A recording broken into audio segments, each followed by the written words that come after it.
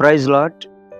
ఈ యొక్క సమయంలో ప్రతినిత్యము దేవుని యొక్క అరుణోదయ వాగ్దానం నుండి దేవుడు మనతో ఎంతగానో మాట్లాడుతున్న మాటల్లో మరెన్నో మాటలు ప్రతిరోజు దేవుని యొక్క వాక్యం మాట్లాడుతుండగా ఆయన మన పరిశుద్ధాత్మ దేవుడు కుమ్మరించిన అనేక విషయాల్లో జ్ఞాపకం చేసుకుంటే,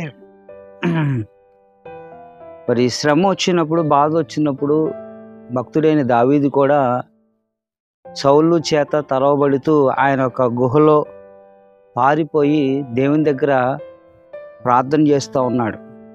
ఆ ప్రార్థనలో మరి నా కుడి పక్కన అనేక మంది నా ప్రాణహితులైన వారే నన్ను ఎరిగిన వారు ఉన్నప్పటికీ కూడా వారెన్నడూ కూడా మరి నన్ను గుర్తించలేని వారుగా, బలహీనతము వచ్చినప్పుడు దూరంగా పారిపోయినట్లుగా, ఇప్పుడు మనకున్న ఈ యొక్క ఆరోగ్య సమస్యల్లో చాలామంది మనకు తెలిసిన బంధుమిత్రులు కానీ, కుటుంబీకులు కానీ, లేకపోతే మనము ఎవరి మీద అయితే హోప్ చేస్తున్నామో వారందరూ కూడా మనల్ని విడిచి వెళ్ళిపోతుంటారు. బహుశా మనమైతే వారి ఆపద దినమున మరి విడిచిపెట్టకుండా వారికి సహాయం చేసిన వారమే ఉంటాం. ఎంతోమందికి మంచి చేసే ఉంటాం. ఆ మంచి చేసిన మనకు ఆపద వచ్చినప్పుడు ఎవరూ మనకు సహాయం చేసేవాడు కాలేరు. రెండోదిగా ఈ భూమి అంతటిలో కూడా ప్రజలు స్వార్థ ప్రియులుగా వారి యొక్క అవసరతల కొరకు మనుషులను వాడుకుంటున్నట్లుగా కనబడుతున్నారు. ఒక కాకి దగ్గర మాంసపు ఆ బైకున్న లేకపోతే ఆ మొక్కుంటే అడవి నుండి వచ్చిన ఒక నక్క దాన్ని పొగిడి, నీవు నెమలిలాగా నాట్యం చేస్తావు, లేకపోతే నీవు నెమలిలాగా పాట పాడతావు అన్న మాటని అది ఎప్పుడు కూడా కుయుక్తితో కూడిన మాటలు చెప్పినట్లుగా మా చిన్నప్పుడు సెకండ్ క్లాస్ బుక్లో ఉన్న ఈ స్టోరీ చూస్తుంటే అక్కడ నక్క కాకి కథ ఈ భూమి మీదేమో మనుషుల యొక్క కథల్లా కనబడతా ఉన్నాయి. అలాగని అందరూ చెడ్డగా ఉన్నారని కాదు. భూమి మీద కొంతమంది మంచివారు ఉన్నారు, కొంతమంది చెడ్డవారు ఉన్నారు. అలాగే వీరెవ్వరూ దూరం చేసినప్పటికీ మనందరికీ ఎప్పుడు మంచి చేయడానికి సమీపస్తుడైన దేవుడైన వాడు మన పట్ల ఉన్నాడు. ఒక రైతు తన విత్తనాన్ని ఎత్తుకుంటూ వెళ్ళిపోతూ ఉంటాడు. అవి కొన్ని మంచి నేలలో పడతాయి, కొన్ని చెడ్డ నేలలో పడతాయి. కానీ విత్తనం మంచిదే కదా. ఆ పడిన నేల అది మంచిదా చెడుదా అని గ్రహించలేడు ఆ రైతు. దాని కింద రాళ్ళు ఉండొచ్చు, మంచి నేల ఉండొచ్చు, ముళ్ళతొప్పల్లో పడవచ్చు. అలాగే మనం చేయగలిగిన మంచి కార్యాన్ని భూమి మీద చేసుకుంటూ వెళ్తే ఒకరోజు ఆ పంట నీకు మరి చేతికొస్తుంది.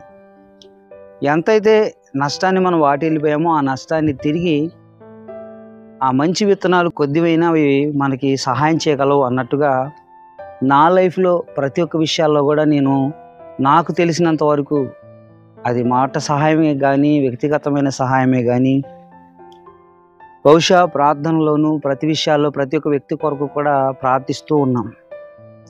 మరి ఎన్నో ఎడబాట్లు, ఎన్నో సమస్యలు జీవితంలో చవిచూచినప్పటికీ కూడా అవన్నీ కూడా కొన్నిసార్లు తిరిగి వస్తున్న ఆ యొక్క ఫలాలను బట్టి, లేకపోతే కొంతమంది కాని అన్ని జనుల నుంచి పొందుకుంటున్న మేలును బట్టి, లేకపోతే ఎవరినైతే ఎక్స్పెక్ట్ చేయలేదో వాళ్ళు తిరిగి మన పట్ల కార్యం చేసినప్పుడు ఎంత ఆశ్చర్యం కలుగుతుంది. అలాగే దేవుని యొక్క వాక్యంలో నుంచి కూడా కీర్తన గ్రంథము 142వ కీర్తన గమనించినట్లయితే మరి దేవునికి ఎక్కువగా మొదటి వచనం కూడా మరొకసారి మనం చదువుకుందాం. నేను ఎలుగెత్తి యెహోవాకు మొరలిడుచున్నాను, ఎలుగెత్తి యెహోవాను బతిమలాడుకుంటున్నాను. బహు వినయముగా ఆయన సన్నిధిని నేను మొరపెట్టుచున్నాను. నాకు కలిగిన బాధ ఆయన సన్నిధిని తెలియజెప్పుకొనుచున్నాను అంటున్నాడు. కాబట్టి అనేక మంది నన్ను ఎరిగిన వాడు మరలా 4వ వచనంలో కూడా అంటాడు, నా కుడి పక్కన నిదానించు చూడుము, నన్ను ఎరిగిన వాడు ఒకడును నాకు లేకపోయిను, ఆశ్రయం ఏదియు నాకు దొరకలేదు, నా ఎడల జాలిపడిన వారు ఒక్కడును లేడు అంటాడు.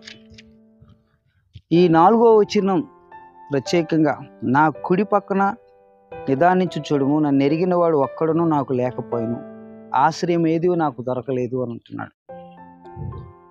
మొదటి వచనంలో అంటున్నాడు, నేను ఎలుగెత్తి యెహోవాకు మొరలిడుచున్నాను, ఎలుగెత్తి యెహోవాను బ్రతిమలాడుకుంటున్నాను అంటున్నాడు. ఆయన సన్నిధిలో మొరపెట్టుకుంటున్నాను అన్నాడు.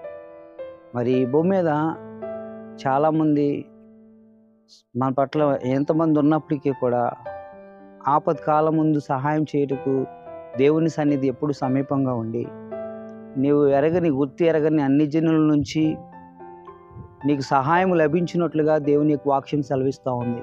కాబట్టి మరి ఇప్పటి వరకు ఉన్న ఈ వర్తమానం అంతట్లో కూడా, ఈ యొక్క దేవుని లేఖన భావన అంతట్లో కూడా మరి దేవుడు అత్యధికమైన సహాయం చేస్తూ, మనుషుల వైపు మనం డిఫెండ్ కాకుండా దేవుని వైపు డిఫెండ్ అయ్యి దేవుని మీద ఆనుకున్నప్పుడు దేవుడు ఒకరోజు ఒక స్థాయిలో మనల్ని నిలబెడతాడు అనే విశ్వాసంతో నేనైతే నమ్మి ఉన్నాను.